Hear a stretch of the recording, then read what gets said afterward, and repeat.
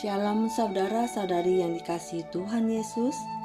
Melalui channel ini, Standard Ministry hadir melayani Anda sekalian.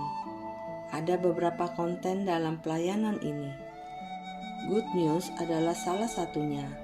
Konten ini adalah tulisan di dalam majalah Standard yang merupakan karya dari Pendeta Jim Mahoney.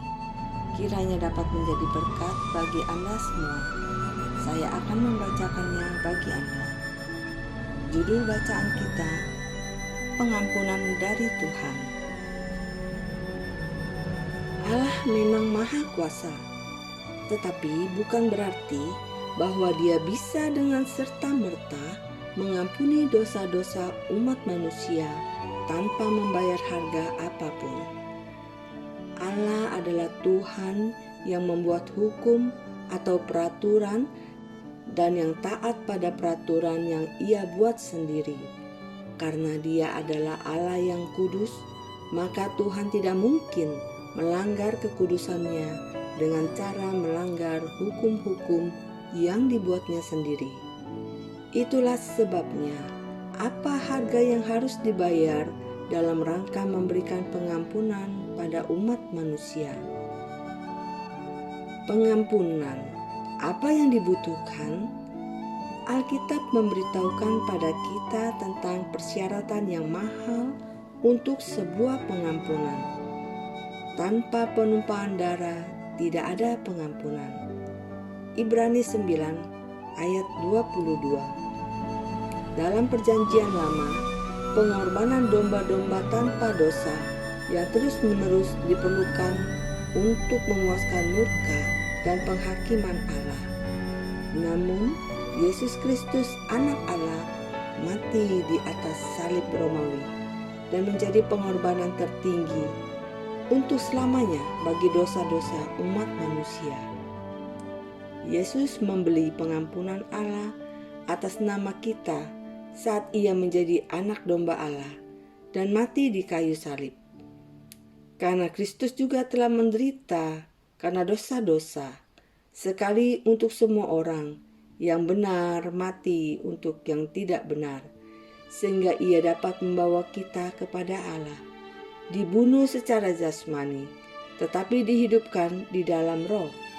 1 Petrus 3 ayat 18. Sebab di dalam Dia dan oleh darahnya kita beroleh penebusan, yaitu pengampunan dosa, menurut kekayaan kasih karunia-Nya. Efesus 1 ayat 7. Pengampunan, Allah yang membayar harga. Tuhan membenci dosa, tapi Dia mengasihi orang-orang yang berdosa. Harga untuk pengampunan Tuhan adalah sangat tinggi, tapi Dia sendiri yang membayar harganya. Melalui tindakan kasih karunia Kristus, orang-orang percaya dibebaskan dari hukuman dan kesalahan dosa secara kekal. Begitu kita dilindungi oleh darah Kristus, Tuhan tidak menyimpan catatan dosa kita lagi. Pengampunan pada kita adalah bersifat total dan lengkap. Berbahagialah orang yang diampuni pelanggarannya, yang dosanya ditutupi. Berbahagialah manusia yang kesalahannya tidak diperhitungkan Tuhan dan yang tidak berjiwa penipu. Akulah Dia yang menghapus dosa pemberontakannya, oleh karena Aku sendiri, dan Aku tidak mengingat-ingat dosamu. Yesaya 43 ayat 25. Sejauh timur dari barat, demikian dijauhkannya daripada kita pelanggaran kita. Mazmur 103 ayat 12. Pengampunan sekali dan untuk semua. Orang percaya menerima pengampunan Allah saat ia bertobat dari dosa dan menempatkan imannya kepada Yesus Kristus untuk keselamatan. Maka semua dosanya diampuni untuk selama-lamanya. Itu termasuk dosa masa lalu, dosa sekarang, dan dosa yang akan datang, besar atau kecil. Yesus mati untuk membayar hukuman atas semua dosa kita. Dan begitu ia diampuni, semua dosa diampuni. Kolose 1 ayat 14, Kisah Rasul 10 ayat 43. Namun ketika kita tersandung, maka kita harus mengakui dosa-dosa kita. Jika kita mengakui dosa-dosa kita, Dia setia dan adil dan akan mengampuni dosa kita dan menyucikan kita dari segala kejahatan. 1 Yohanes 1 ayat 9. Ya, orang Kristen bisa melakukan dosa. 1 Yohanes 1 ayat 8. Tetapi kehidupan Kristiani tidak dikenali melalui kehidupan yang berdosa. Orang-orang yang percaya adalah ciptaan baru. 2 Korintus 5 ayat 17. Kita memiliki Roh Kudus di dalam kita yang menghasilkan buah yang baik. Galatia 5 ayat 22 dan 23.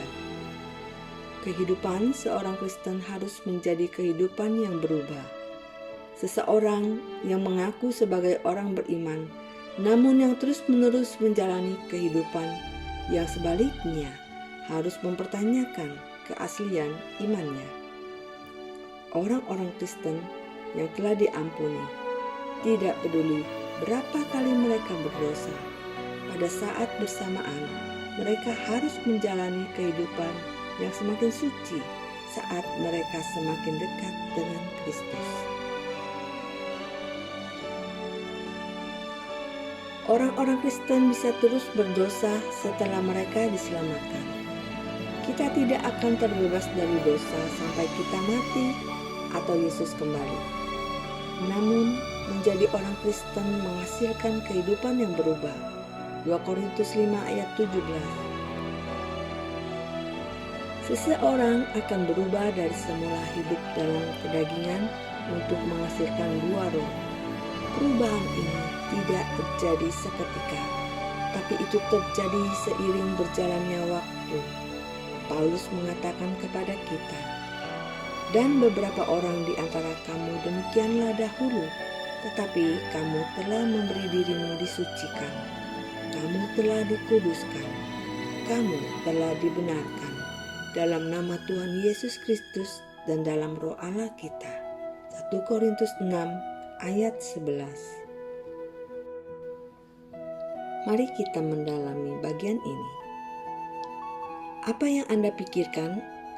Kita semua telah berbuat dosa dan pantas menerima penghakiman Allah. Tuhan Bapa mengutus Putra Tunggalnya untuk memuaskan penghakiman bagi orang-orang yang percaya kepadanya. Yesus Pencipta dan Putra Allah yang kekal, yang hidup tanpa dosa, sangat mengasihi kita, sehingga Dia mati untuk dosa-dosa kita, menerima hukuman yang kita layak dapatkan, dikuburkan, dan bangkit dari kematian, sesuai dengan Alkitab. Jika Anda benar-benar percaya dan mempercayai hal ini di dalam hati Anda, menerima Yesus sebagai satu-satunya juru selamat Anda, dan mengakui Yesus adalah Tuhan, maka Anda akan diselamatkan dari penghakiman dan memasuki kekekalan dengan Allah di dalam surga. Apa tanggapan Anda?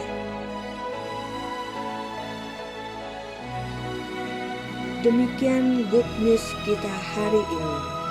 Jika Anda diberkati, bantu kami untuk share channel ini, like dan subscribe, serta klik loncengnya, agar Anda selalu mendapatkan konten berikutnya. Terima kasih, Tuhan Yesus memberkati.